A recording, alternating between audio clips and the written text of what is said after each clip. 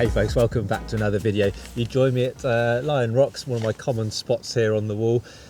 Quite a nice day. It's the sun's coming and going. Quite chilly though. It's certainly cooled down a bit in the last few days.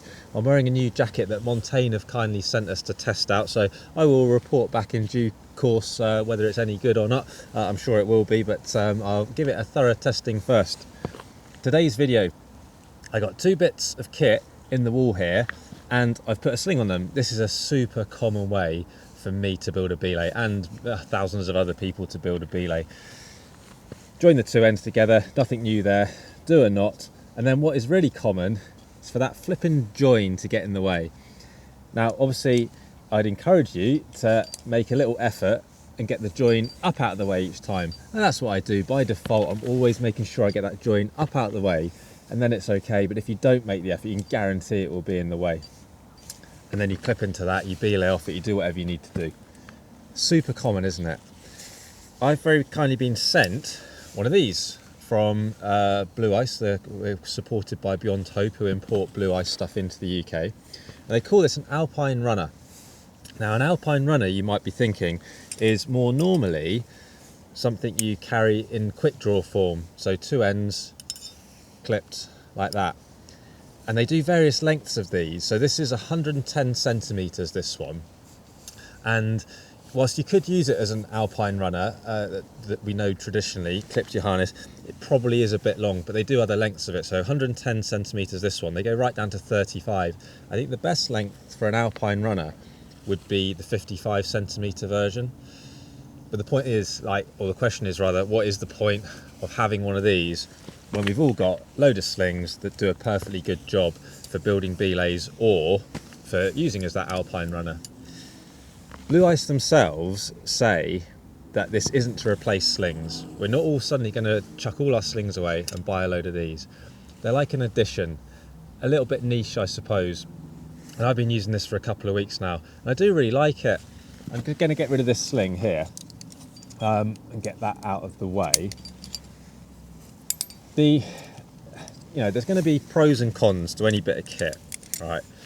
One of the things that we'll do with slings a lot is literally chuck them over something, whether that's en route as a runner or as part of a belay, a sling over a boulder. Now the Alpine Runner is going to be more limited for that because you've got your 110 centimeters. So whilst you could loop that over something, it's just not as big, is it? So it will be useful sometimes, but not as adaptable as a regular sling.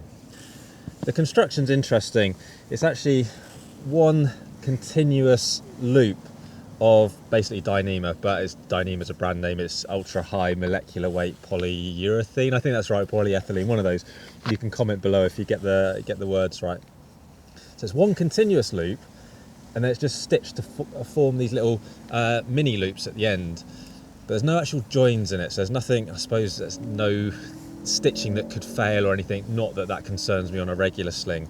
But what it does do is create a nice clean affair for building a belay, doesn't it? Because I could carry this, actually, I could put a clip on either end by default, and then I've got something clipped in, and I could do what I would commonly do with this setup. Actually, you could do that, your normal knot. Might be an advantage of this, that the normal knot comes undone more easily because it's kind of a thicker thing than a skinny sling, so it will come undone more easily. What I found myself doing with this one though, it just seems to lend it to that Insta special, the lark's foot, bosh, there we go, done. It's thicker because it's got that sheath on the outside. The sheath, you might think, adds loads of weight. It doesn't actually. That sling that I've dropped on the floor is 120 centimeters, and they actually weigh exactly the same, 38 grams. Cost is slightly different. £20 retail on this Alpine Runner. I think one of those normal DMM slings is about £13, so a little bit more expensive, but not a lot.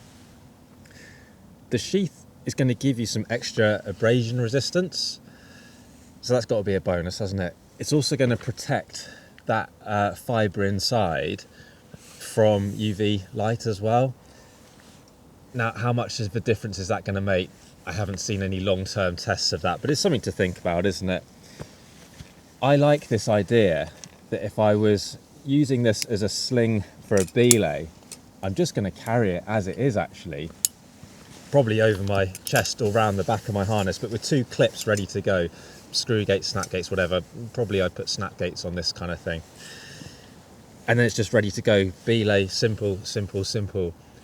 Now, the UK climbers amongst us will be used to using rope belays quite a lot. This is obviously potentially going to play a part in that setup where you've got 2 bits close together, maybe use the rope to add in a third and stuff like that. But where it'd be really great, I think, is kind of the, you know, in the Alps and the Dolomites, anywhere with bolted belays, you could actually just have this set up, couldn't you, ready to go for each and every belay. If I was doing that, I might actually even carry it with this lark's footed on ready, and then I can just slide it back or forward a bit with that lark's foot, and it's good to go. So it might just make me a bit more efficient. I love efficiency in climbing, and that's where I think this comes in really, is to that kind of thing. You know what it's like when you've got a tangle of sling together, especially on a cold day, a windy day. The boy might make an appearance every now and then. Bits of sling are going everywhere and forming knots. Just because of the nature of this, I think it's going to get into those tangles less. So that could be a good thing, couldn't it? It might also be good, similar to those kind of aramid slings that I think Edorid make, that it might be really good for threads, mightn't it? Because it's got that extra bit of stiffness. You can poke them through a bit more than you can with a regular sling. I'm pointing down there to that one I dropped on the floor. There is something you can also do. You can actually tie into it as a lanyard. I'll try and stand up a bit to get my belay loop in shot. Now, this requires a bit of thought, because I practiced this once earlier, but only once, so we'll see if it works again. I'm going to thread it through. You could lark's-foot it in, but actually what Blue Ice show happening is doing a bowline.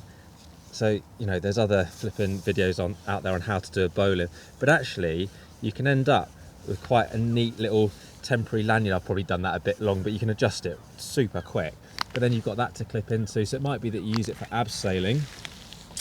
This could turn into, you know, the point that you clip into the bit of gear or the bolted belay for doing multiple abseils, and then potentially you could put a clove hitch in there and put your belay plate on there, a bit like I would do with the Petzl adjuster really. So whilst it is a bit niche, it's not necessarily a one-trick pony.